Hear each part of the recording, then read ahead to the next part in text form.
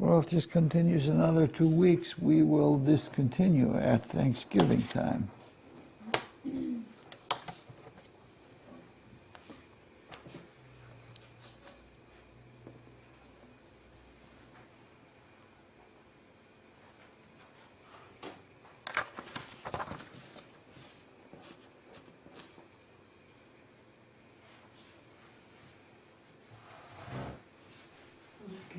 All right. Looking at the first combination, which I don't even have with me here. Oh, just a second. We may have to stop for a second. I may have to go get a... I'm gonna let it run because I'm not gonna mess with it. All right.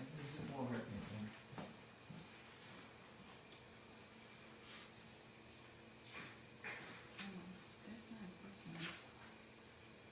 Our mystery speaker.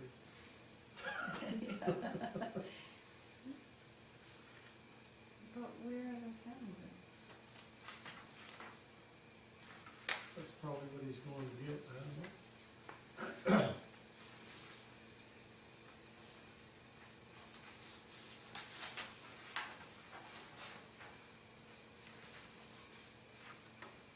Do these match these?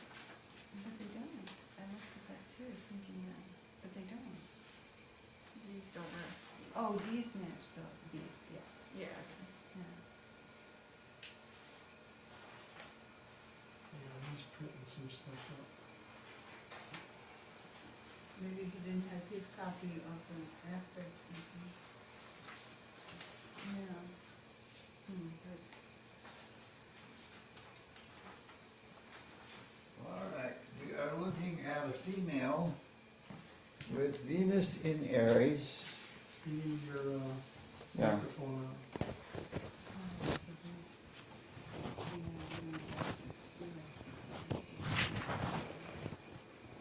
We're looking at a female with Venus in Aries and the 8th house, sextile to Saturn and Gemini in the 9th house, and trine to Jupiter in Leo in the 11th house.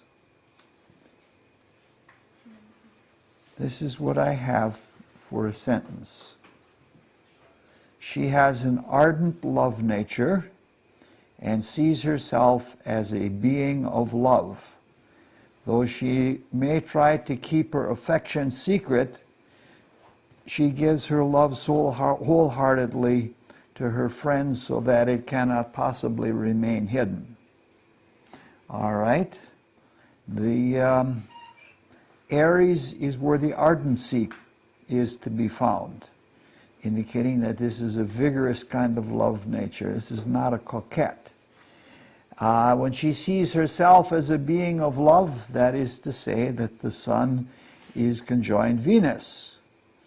But they're in the 8th house, and so she may try to keep her love secret or keep her affections hidden, but because of the trine to Jupiter in Leo, which is really outpouring to her friendships, it can't possibly remain hidden. Does anybody have a sentence that they'd like to offer? Judith? Okay. The second sentence reads, her social grace is measured and prudent while remaining high-minded and carefully reflective with variety and vigor. This is obviously looking at the other aspect to Venus. Social grace, we're talking here about the 9th house. Well, social grace is Venus in general. And it's measured and prudent. And something that is measured and prudent is what you expect from Saturn. So we're talking here about somebody who has a social ability that she doesn't go overboard. Remains high-minded even with the restraint, and the high-mindedness is the 9th house, and carefully reflective. The reflectivity comes from the sextile, and the care comes from Saturn. Variety and vigor are keywords for Gemini and Aries. Anybody have any guesses who this would be? I'd be surprised if anybody did. I'll probably tell you who it is, and you still won't know. It is Itzhak Dinesen. What was the other name that she went by? She's a very famous writer from Denmark. Went to Africa. Remember the movie and such, Out of Africa? It was a story of her life where she and her husband went to try to start in Kenya a coffee farm. He didn't measure up to the task, but she did. All right, let's go on. Yes? No questions? Oh, I thought you were going to make a comment. No. All right. The second one is Venus in Taurus and the third house. And it's sextile to Mars in Pisces in the first house. And it's square to Uranus in Aquarius in the first house. So this has two different planets in the first house, each with a different kind of an aspect. Anybody have a sentence they want to offer? No? All right. My sentence reads here, he has very rich taste and appreciation, which he can communicate to the appearances of others, that he can communicate with expansive masculine vigor, that is also gentle and demure. All right, the first part, the taste, is obviously Venus. And Venus being in Taurus indicates that it's a very rich, earthy kind of taste. And Venus represents appreciation, especially when it's in positive aspects. And he can communicate that is the third house, to the appearances of others. The appearances are the first house, either of yourself or others. And he can communicate with expansive masculine vigor.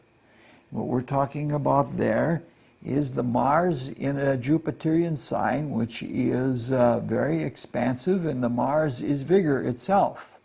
But because it's Pisces, it's also gentle and demure. All right, the second sentence reads, he places himself in unique environments, and conflict between altruistic and personal love may cause him to share outrageous facades. All right, that's a nice way of saying that. All right, he places himself in unique environments. Uranus in the first house would be unique or original kinds of environments. And there is a conflict between the altruistic and personal love. The altruistic love being ruled by Uranus and the personal love being ruled by Venus.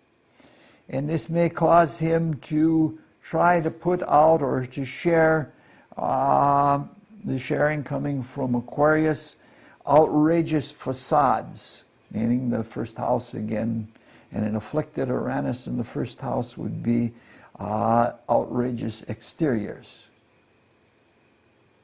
Obviously, this is a communication between altruistic love and personal love, is a gentle way of saying that there's some chance that he's a homosexual. Liberace? No. No. A fashion man, Oleg Cassini. Yeah, all right. All of you are up to date with the latest things by Oleg Cassini. If I'm not mistaken, he's doing things for J-Lo, and she does so many appearances that he's at the drawing board all the time making new things for her.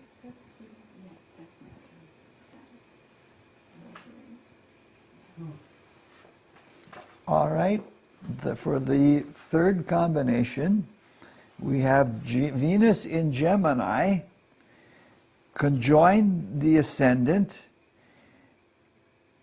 in the first house, and it's in the first house, And it's sextile to Uranus in Aries in the 11th house. We're back to having a female again. Anybody have any sentences? All right. I project an outer image of love and knowledge which has a quality of enlargement into fresh new views about how things should be in a utopian society of love. All right, the Venus conjoined the ascendants would be the kind of image that she projects, and that's an image of love. But because Venus is in Gemini, it is a Venus that is a sign of knowledge. So she seems to be a knowledgeable person as much as a loving person. And the quality of enlargement comes from the sextile. It branches into other things, into fresh new views. Uranus likes things new, and in Aries it's very fresh and vital. And it is about how things should be in a utopian society of love. The utopianism comes from the 11th house, and the Uranus kicking back to Venus shows that there is a quality of love about this utopianism that she has. All right, the second sentence goes, my eclectic modernity and license may cause me to be charming and appealing to a variety of people, especially young people who find me liberating. Aquarius is, Uranus is an eclectic sign, and it's a modern sign. Oh, it's an electric modernity. So she's shockingly modern. And Uranus likes freedom, and put together with Venus, that indicates license, but not necessarily licentiousness, because licentiousness has a connotation about it that is negative. But this kind of thing, people might find her very charming and appealing to a variety of people. The sextile likes a variety, and Gemini likes a variety, especially young women. Venus rules young women. If you look in your keywords, who find me liberating, and the liberation comes from Uranus. Anybody have any guesses who this is? A liberator of a much different generation than her own. Somebody that all young people looked up to just a few years ago and got great liberation from her. No guesses. We got to get Mark in here on a roll. It's Dr. Ruth Westheimer. She didn't liberate me with anything. Isn't it just, it's startling how accurate, and we're just putting together the keywords that, we're just taking them straight out of the book, or at least I am. The way I do this, I must tell you, when I'm making sentences, in order for you to do it, you'd either have to make copies or you'd have to rip the book apart. But I just lay out a whole fan of sheets of paper. The sign, planet, aspect, house, sign, planet, aspect, house, and I got them all there, and I just pick out keywords and make a sentence out of them. See, this is what we're doing here, is something like painting. You don't even have to write sentences if you don't want. If you just bunch the keywords together, that'll get you some ideas, and that's what you want to do, is get the ideas, because that's when the intuition clicks in. It's like painting. Painters don't necessarily paint to get ideas. They get something painted so far, and then they'll take and put a color swatch up there, and then they'll see whether something along that line would work. And if it doesn't, they get another color swatch and put it up there, and that, that's the way you can work with keywords as well. All right, we are back to a male again. We have, in this case, we have Venus in Cancer and the 12th house, and it's conjoined to Saturn in Cancer in the 12th house. This one will surprise everyone.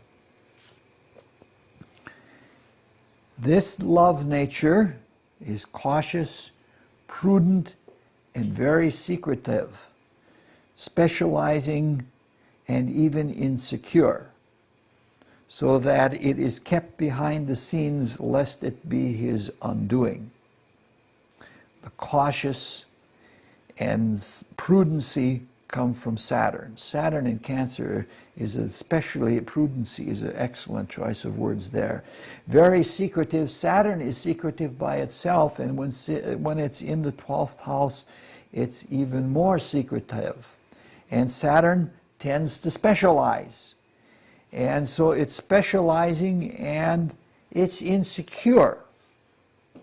And so he tries to keep it hidden, because if his insecurities got out to the world, it might be his downfall. So he feels he has to keep this part of himself secret. The next sentence, I add a little something on the end there with Mars is also in the first house. Love may be restrained and jealous under the guise of clandestine intrigue, and he may suffer hidden emotional sorrow in sentimental myopia behind a masculine outer image, because the masculine outer image is Mars in the first house. Saturn restrains. He probably has a hard time really expressing love.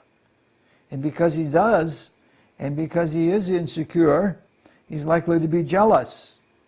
But in order to make it look good, he puts it out there, well, this is intrigue. Even though he may be suffering immensely, and I think he probably does suffer immensely in matters of love. He has good taste in women, but he's insecure. He may have a sentimental myopia. The sentimentality comes from Venus and Cancer are both sentimental signs. Cancer and Libra are both sentimental signs, and when you have Venus in either of those signs, it's sentimental. And the myopia comes from the Saturn. It can only see so far. And behind a masculine outer image, does this describe someone to you? Somebody who's before the public. In entertainment, he's before the public in entertainment, even though he isn't an entertainer. I'll give you a two-word phrase and you can guess who it is. You're fired. Donald Trump. Donald Trump. You would never guess it from him, but that's what it is. He keeps that big macho image out there, but in reality he's insecure. He chose some very wise women, especially his first wife. Ivana is a really sensible kind of person. See, that's because I keep in touch with all the stars and celebrities. I know who's who. All right. Number 5, Venus in Leo and the 6th house, conjoined to Sun in Leo and the 6th house, and both of them are square to Neptune in Scorpio in the 8th house. This one gives me shivers. My love, my self-identity, and my health are all united, and they are bound up with a deep-seated, unbudging psychological problems which are compounded by secrecy. Fairly simple sentence. The love is Venus, self-identity is the Sun, and they're in the 6th house. So that's, you can see that they're all united. That conjunction is there. And they're bound up, meaning they're by some aspect that they're connected with something deep-seated, which would be something from the fixed signs, unbudging something from the fixed signs, and because Neptune is involved, it's psychological problems, and it's problematic because it's a square. And compounding is a square keyword. And so they're compounded by the secrecy that comes from Neptune in the 8th house. Anybody got any guesses already from just the first sentence? I may be proudly indulgent while negligent of hygiene, because I hide in a magical fantasy world to escape myself. Anybody have any more? All right. Proudly indulgent would be the Sun and Venus in Leo.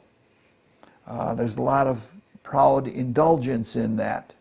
The square indicates, with Neptune especially, indicates negligence. Negligence in hygiene is the 6th house. And she may try to hide this, meaning the 8th house is the house that likes to hide, in magical fantasy. The 8th house is the house of magic, and Neptune is a planet of magic. And when they are square to Venus, that's a fantasy kind of consciousness. And she's trying to escape herself, because she's probably unhappy with herself, because she's living with a fantasy view of herself. Very tragic figure. Always before the public eye, an entertainer, a Venusian kind of entertainer. Anybody have any guesses? Neptune rules drugs. Is she like pop culture? Yeah. Anna Nicole Smith? No. No. It's Whitney Houston. Oh, really? Yeah.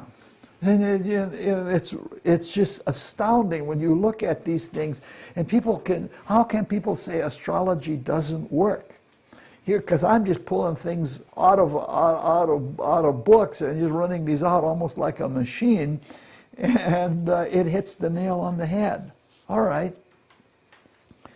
Number 6, Venus in Virgo and the 7th, square Mars in Sagittarius in the 10th, and trine Uranus in Taurus in the 3rd, and opposite to Saturn in Pisces in the 1st. This is a male. Now, just from that whole, just looking at the description, you could write one sentence right away. No, this is somebody who's complicated. Very complicated. Because you've got a square, and you've got a trine, and you've got an opposition, and they're all to different kinds of flavors of planets. So this is somebody who's very, very complicated. All right.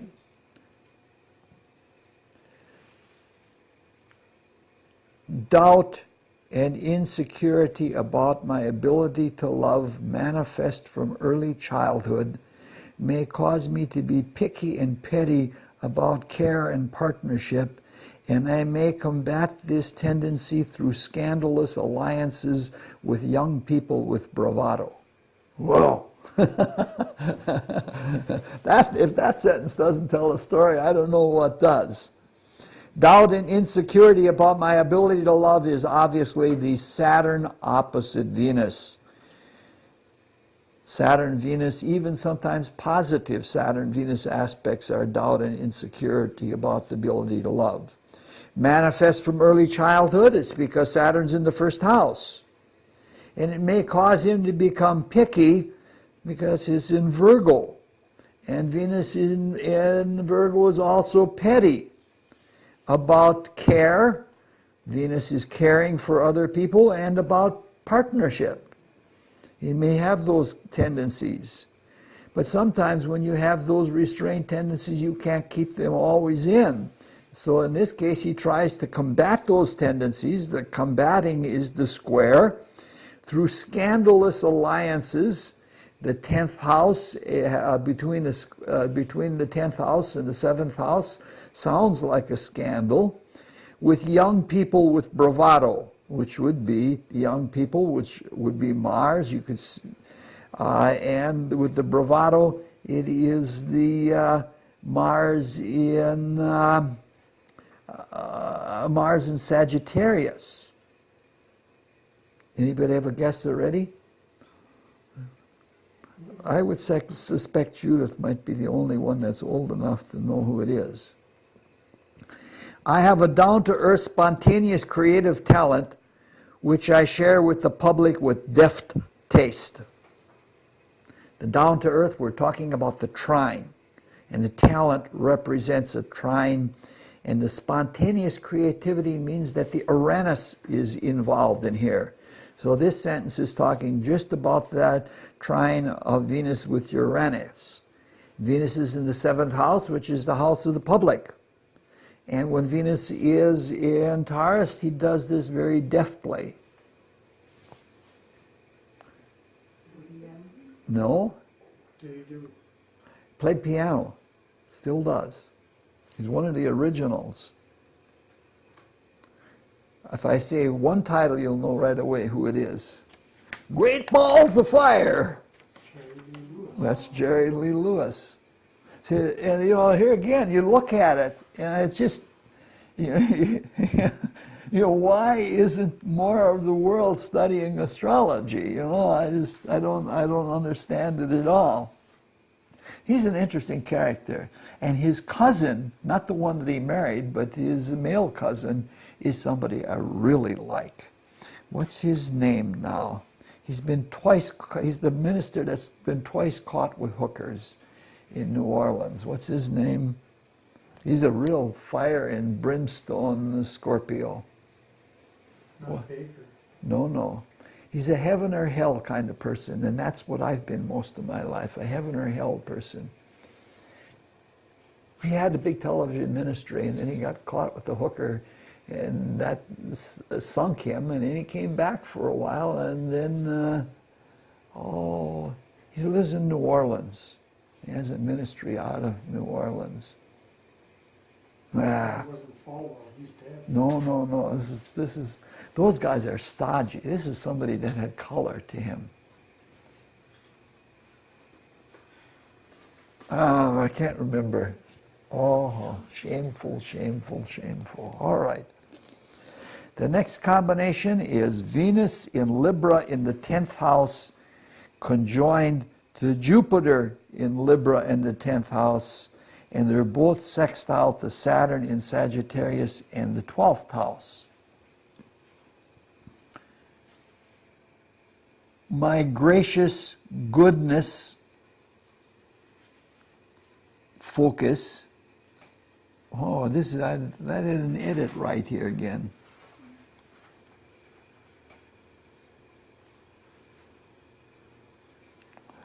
Oh, there's a word missing. There's several words missing. Well, we'll just put the words together. My gracious focus and favor of me before the world, show me to be liberal and bestowing affection and positivity with great popularity, and this is reflectively expanded with philosophical maturity, which is not obvious before the world. The gracious is obviously the Venus in Libra. And the goodness is the Venus conjoined to Jupiter. Graciousness and goodness put together. Grace is Venus, goodness is Jupiter. And the focus of them is the conjunction, place favor on me before the world.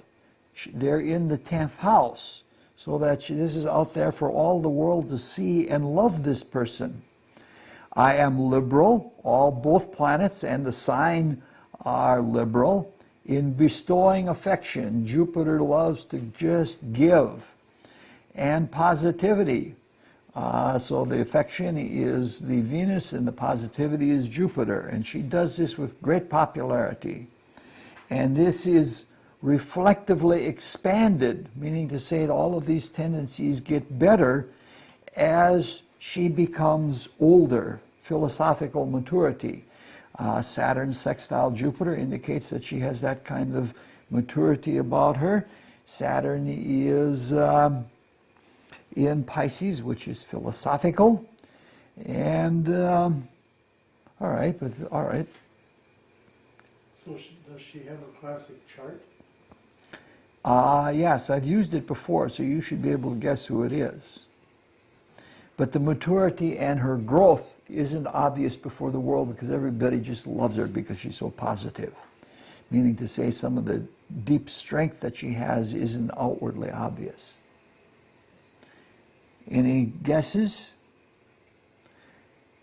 Second one, I used my grand social position to give overview to dark social problems.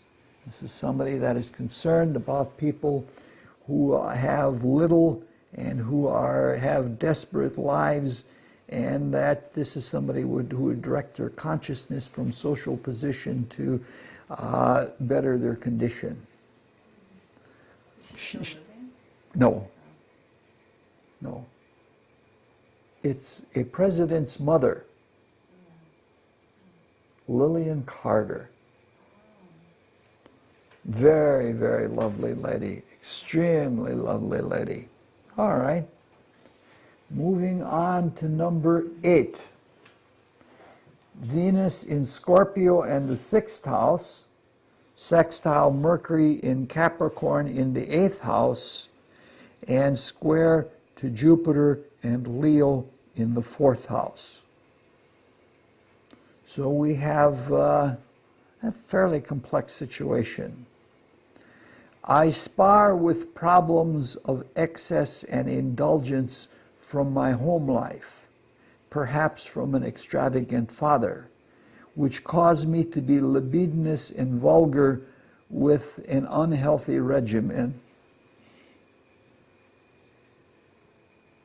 This one you'll never guess, because he pretty much kept it hidden until the end of his life when it started to come out. Excess and indulgence is Venus square Jupiter. The sparring or the fighting with them is the square. And they come from his early home life, meaning the 4th house, what he was brought up with, and probably with an extravagant father, because the 4th house is most likely the father figure. And those images of wide open kind of father probably, I don't have any biographical information on him. I didn't take time to look it all up. Which caused me to be libidinous and vulgar, those are good keywords for Venus in Scorpio. And with an unhealthy regimen, that indicates that the position in the 6th house, he just doesn't take care of himself. Careless, you get drunk and you don't take care of yourself. All right. I also have a way with words and thoughts that can relieve these tendencies by supplementing daily routine with exact other-oriented problem solving. A way with words is the sextile between Venus and Mercury. And thoughts, you could say a way with words, thoughts, and emotions, and bring all 3 of them in.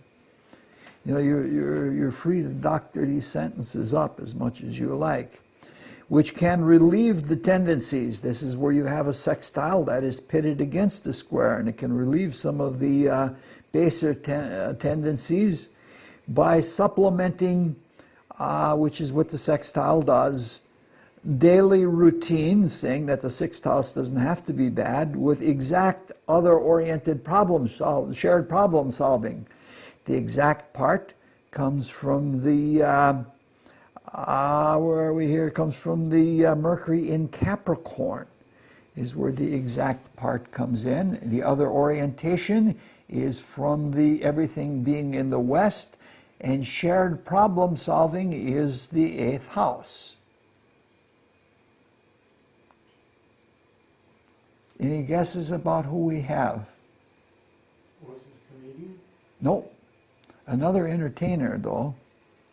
Somebody who sang songs about nature and then tried to put in a 50,000-gallon gas tank under his house. Yeah, John Denver. Yeah. This would have been a hard one to guess, because sometimes the celebrity life is not made known. All right. Number 9. Venus in Sagittarius and the 5th house, square Neptune in Virgo in the second house, and square Jupiter in Pisces in the 8th house, and fortunately trine to Saturn in Aries in the 9th house.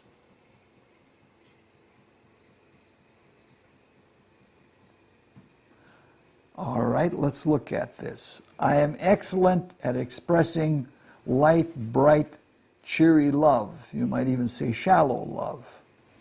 The expression comes from the 5th house. The light, bright, cheery is the combination of Venus and Sagittarius, as so would shallowness be. But some of my love may be a fantasy, Venus square to Neptune, and I might be psychologically dominated or boxed in for monetary reasons. Here we're talking about the Neptune being in the being square to Venus, boxing her in and trying to dominate. For monetary reasons, comes from the 2nd house. And I could incur massive debt. That would be from the 8th house, the square to the Uranus in the 8th house, from shallow common signs. Perverse Venus square Uranus indicates perversion of one kind or another. Indulgences of my partner. The partner spending habits would be indicated by the 8th house. By maintaining strict religious belief indicates the 9th house, and Saturn represents strictness, with prudent and modest pleasures. Again, those are Saturn keywords, especially in the trine to Venus. I can find emotional security. Are any questions about any of these sentences or the choices of words? Not the sentences, but you used something before that I hadn't heard you say.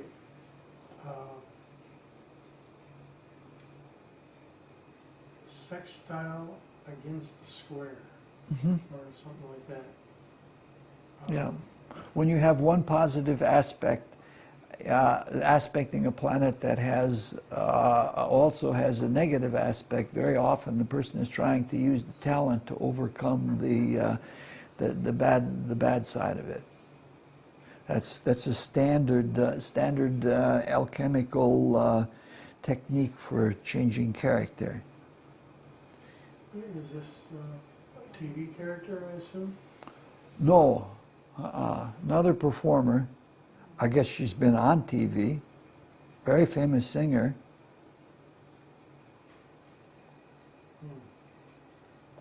I used to have an enormous crush on her, and somebody gave me a ticket to one of her concerts, and I saw how shallow she was. And Tina Turner. Tina Turner. Yeah. Yeah. And you know that she's one of those chanting Buddhists. Yeah, one of those Japanese, who's just, no, I don't remember, it's no ringe something or another, and they keep chanting it over and over again. She's a hurt person. And people who have really screwed up lives have to have something to cling to, and it gives her peace. You know, how can you can't down something, you can't ask her to suddenly become deeply metaphysical if she wasn't that deep to begin with. Who would write a song, what's love got to do with it? And that was one of the songs that people were cheering when she sang the song, and I'm sitting there thinking, what am I doing in this crowd? I had a girlfriend once that knew that I had a crush on Tina Turner, and for a Christmas present she bought me her autobiography, which I have never read. But, all right.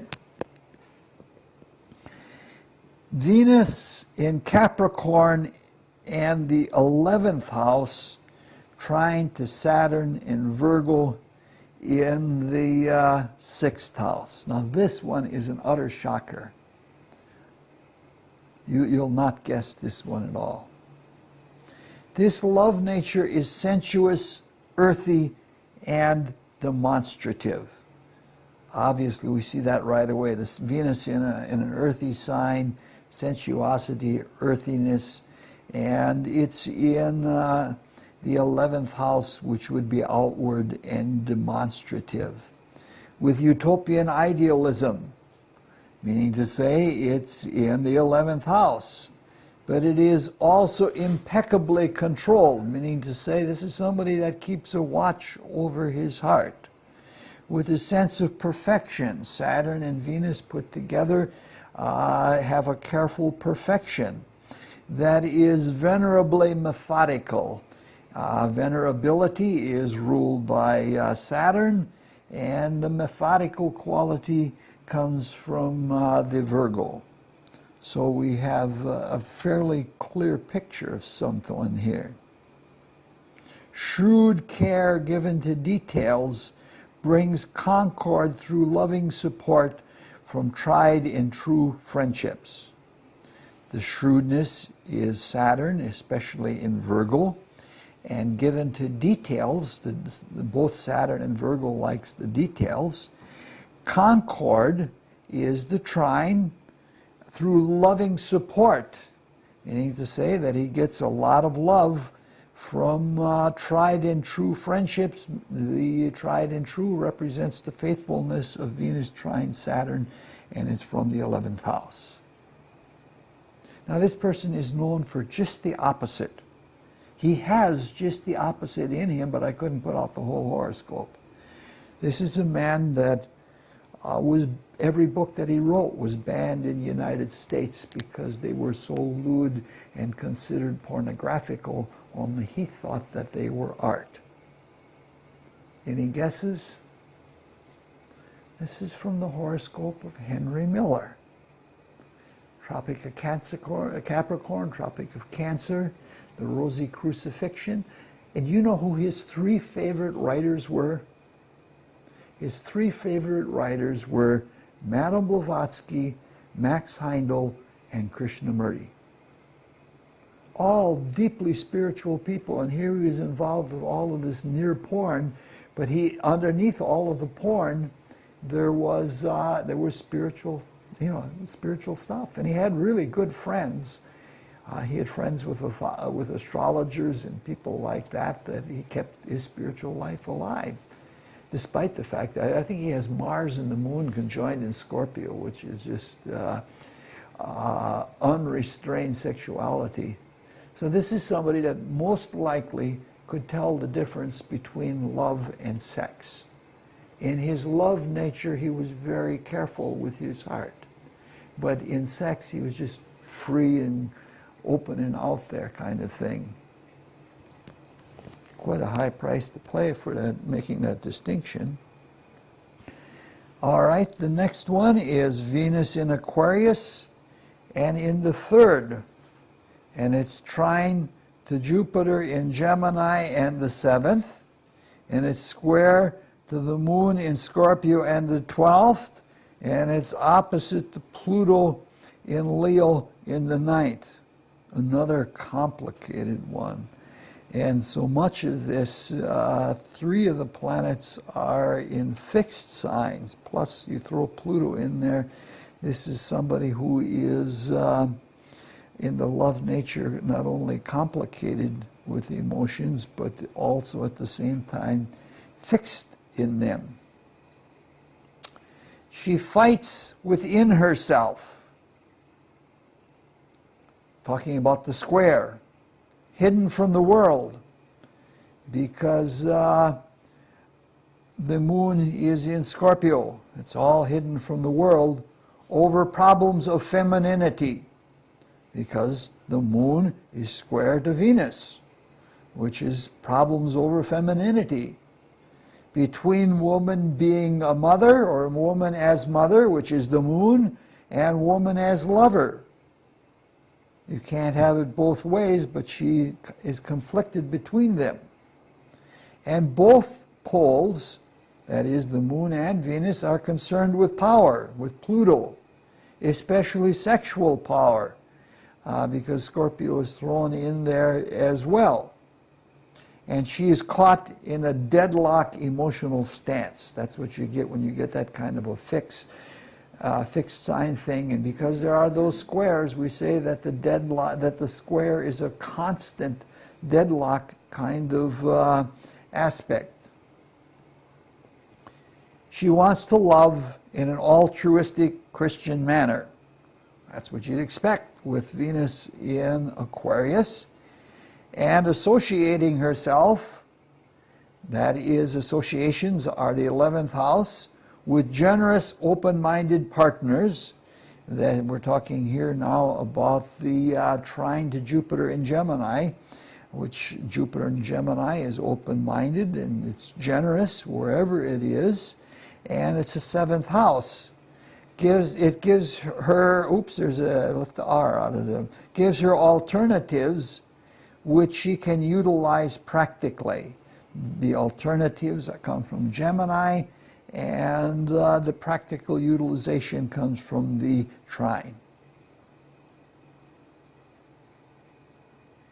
Anybody have any guesses about this?